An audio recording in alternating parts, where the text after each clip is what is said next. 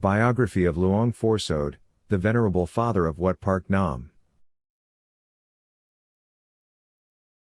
Luang Phor Sodh Candasaro, Luang Phor Sodh, October 10, 1884, February 3, 1959, also known as Pra Monkol Thebmuni, was a revered Thai Buddhist monk who served as the abbot of Wat Paknam Bhasicharoen from 1916 until he died in 1959. He was not only a highly respected meditation master but also played a significant role in developing Thai Buddhism during the early 20th century. Luang Phor Sodh was born in Suphanburi Province, Thailand. He was the eldest son of a humble rice farming family in Wat Songpinong. In his early life, when he was 9, he received his first schooling in the temple in his village from his uncle, a Buddhist monk. He, therefore, became familiar with Buddhism from an early age. When Sodh's uncle moved to Wat Bo, he took Sodh to teach him further. After a while, his uncle left the monkhood, but Sodh's father managed to send Sodh to study with Luang Phor Sodh, the abbot of Wat Paknam. This is where Sodh learned the Khmer language. When he was 13 years old, he finished his Khmer studies there and returned home to help his father. Sodh's father ran a rice trading business, shipping rice by boat from Suphanburi to Bangkok in Nakhon Chai Si district. At 14, Sodh's father died, and Sodh had to take duty for the family business as the first son. This affected him. Thieves and other threats brought home the futility of household life. At 19, he desired to be ordained as a monk. One day, he was particularly aware of the risk of thieves who might steal his rice and the crew being killed in the process, and he imagined what would happen if he died that day. Then, he vowed that as long as he would survive his job, he would attempt to become ordained. He had to take care of his family first, though, and saved up enough money for them that he would be able to leave them. Sodh took on the responsibility of becoming the family's breadwinner and showed the qualities of intelligence. He calculated the inflation rate for this and worked harder than before, and he finally gathered enough funds for the family when he was 22. He left the family company in the hands of employees he trusted. In 1906, at 22, he was ordained at Wat Songpinong in his hometown and was given the Pali language monastic name Candasaro. Pra-Archan of Wat Paknam was his preceptor. He started studying meditation and scripture when he encountered a word in Pali that drew his attention, Dhammakāya. He wanted to know the word's meaning, but his local fellow monks could not answer his question. They recommended he further his studies in Bangkok to find an answer, which he did. In search of more profound and broader knowledge, he moved from Wat Songpinong to Wat Bodhi in Bangkok. There, he frequented the centers of meditation practice and Pali study. Soon, Luang Phor Sodh was recognized by his teachers. Pra Kru Nenavarati of Wat Bodhi and Pra Archan Singh of Wat Lakorn Tham are accomplished meditation instructors. During those early dry seasons, Luang Phor Sodh adopted the practicing Thudong, the custom of wandering from place to place, living on alms, meditating in solitude through the forest wilderness, staying in caves, and practicing the Dharma with purity. After 10 years, Luang Phor Sodh set aside his informal study of Pali scriptures, having reached sufficiency to read the Mahasatipatthana Sutta. After that, he devoted himself totally to meditation practice. Later, he spent the next Buddhist Lent at Wat Bang Khu Vieng on Bangkok Noi Canal, where Pra Archan Chum's benefactor was the abbot. At nightfall on the full moon day of September, Luang Phor Sodh prepared himself for meditation in the Uposatha, the cleansing of the defiled mind. He invoked illumination and guidance and vowed to dedicate his life to Buddhism. Luang Phor Sodh vowed to only rise from his seat in front of the Buddha's statue once he was permitted to attain an understanding of the Dhamma as discerned by the Buddha. Some followers believe Luang Phor Sodh, through Dhammakāya meditation, attained a profound understanding of the Dharma, reaching the same level as the Buddha himself. They view him as a spiritual leader who rediscovered and revived this ancient meditation technique. That revelation of the Dharma and ever more refined Dhammakāya, Dharma bodies, was so profound that it was only possible when the mind rested at the body's center. After Buddhist Lent, Luang Phor Sodh went to teach at Wat Paknam, where 3 monks and 4 laymen who followed his meditation procedure could also attain various degrees of insight. After that, Luang Phor Sodh gradually became renowned throughout the land. Sumdij Pra Vanarat, head of Bhasicharoen Songha district, spotted Luang Phor Sodh's potential and requested him to assume the abbotship of Wat Paknam Bhasicharoen. It was a neglected and deteriorating monastery erected 5 centuries earlier.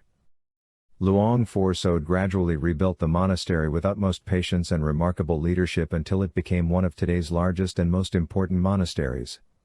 In 1949, Luang Phor Sodh received the ecclesiastical rank of Prabhavan Kausal Thera, and the title of Brahmankal Rajmuni followed this, and in 1957, the title Brahmankal Thebmuni. Luang Phor Sodh studied under masters of the oral meditation tradition and experts in scriptural analysis. Luang Phor Sodh dedicated his life to studying and practicing the Dhamma. He honed his meditation skills under renowned teacher Luang Phor Niam of Wat Noi and mastered the Dhammakāya meditation technique. Eventually, Luang Phor Sodh attained mastery of the Dhammakāya, which focuses on cultivating awareness of the Dhamma body, a subtle inner energy believed to be located in the center of each body. He reintroduced and revitalized the Dhammakāya tradition, making it accessible to a broader range of practitioners. This led to establishing the Thai Dhammakāya school, which continues to flourish today. His teachings on meditation and liberation influenced Buddhist practitioners in Thailand and beyond, attracting many followers. His emphasis on meditation as the path to liberation and his revitalization of the Dhammakāya tradition are noteworthy. Luang Phor Sodh was one of the first Thai preceptors to ordain foreign people outside Thailand as Buddhist monks, including the Englishman William Purfirst, who played a crucial role in establishing the Theravada Sangha in the Western world. William Purfirst was a British citizen who became a devoted Theravada Buddhist monk known as Buddhadasa. He was crucial in translating Buddhist texts and teachings into English and establishing Theravada Buddhism in the West. Luang Phor Sodh was known for his openness and inclusivity, welcoming people from all walks of life, including foreigners. This aligns with the possibility of him ordaining foreign individuals. Luang Phor Sodh was renowned for his compassion and dedication to helping others. Wat Paknam, the temple Luang Phor Sodh led for many years, required significant resources for its upkeep and expansion. This practical aspect also played a role in Luang Phor Sodh's decision to make amulets. He believed amulets could provide a means to generate income for the temple, contributing to its maintenance and development efforts. Therefore, Luang Phor Sodh's decision to create amulets as a source of protection and blessings for his devotees, safeguarding them from harm and misfortune. This desire to alleviate suffering and bring good fortune to his followers is a crucial motivation behind his amulet creation. Luang Phor Sodh created his first batch of amulets sometime in 1940, known as the Rune P 2483. These amulets were small, roughly the size of 1 inch, and featured an image of the Buddha seated in meditation posture on the front, with the Thai inscription Wat Paknam Bhasicharoen on the back. They were made from a mixture of sacred powders and sacred clay mixed with holy water and blessed by Luang Phor Sodh himself. This is one of his most popular and sought-after amulets. They are believed to bring the wearer good luck, protection, and success. The exact year of this batch of amulets can vary depending on the source. Some sources say the first batch was created in 1939, and others say it was in 1940. However, most sources agree that the Rune P 2483 was the first batch of amulets that Luang Phor Sodh created. The amulets were believed to bring the wearer blessings of good luck, health, and protection. They became popular quickly among Thai people, and the temple has produced subsequent batches of Luang Phor Sodh amulets ever since. Today, Luang Phor Sodh amulets remain popular among Thai Buddhists and amulet collectors, revered for their blessings, protective qualities, and connection to the revered Luang Phor Sodh. It is considered one of Thailand's most sought-after amulets. They are often seen as valuable religious artifacts and collectibles and can fetch high prices on the open market. Many of Luang Phor Sodh's amulets, significantly earlier batches, didn't require specific kata. Their power was believed to reside in the blessing ceremony and consecration rituals performed by Luang Phor Sodh's spiritual energy. His amulets typically do not have specific kata associated with them. It might differ for specific models or editions, but their power is generally believed to reside in the blessing consecration ceremony. Luang Phor Sodh's amulets are primarily revered for the blessings he bestowed on them.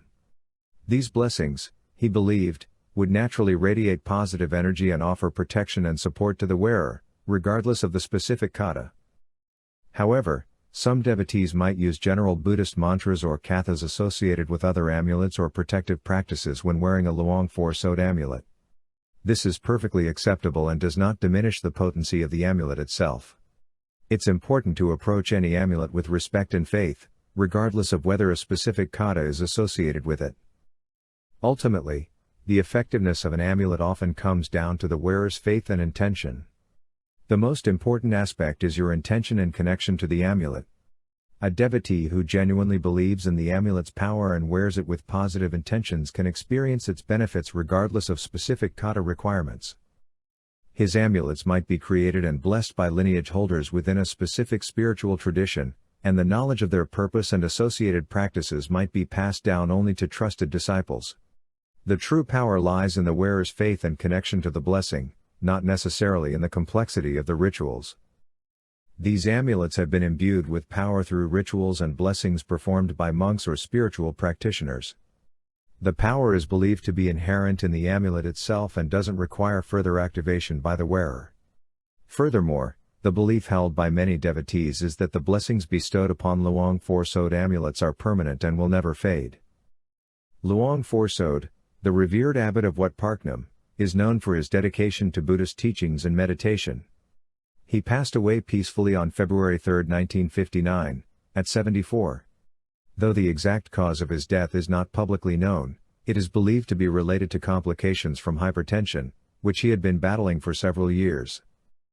Luang Phor Sodh's life indeed exemplifies the profound impact a dedicated spiritual leader can have.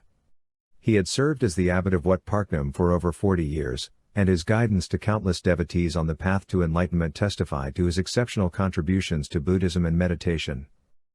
He became a renowned meditation master, attracting students from Thailand and beyond. He is credited with reviving and popularizing the Dhammakāya meditation technique, emphasizing the Buddha's image within the heart. He played a pivotal role in shaping Thai Buddhism during the early 20th century, promoting inclusivity and accessibility of Buddhist teachings. Even after passing, he remains revered in Thailand and around the world. His teachings inspire countless practitioners, and Wat Paknam remains a vibrant center of Buddhist learning and meditation. His embalmed body, carefully preserved in a glass coffin within the temple, serves as a reminder of his life and teachings for devotees to pay their respects.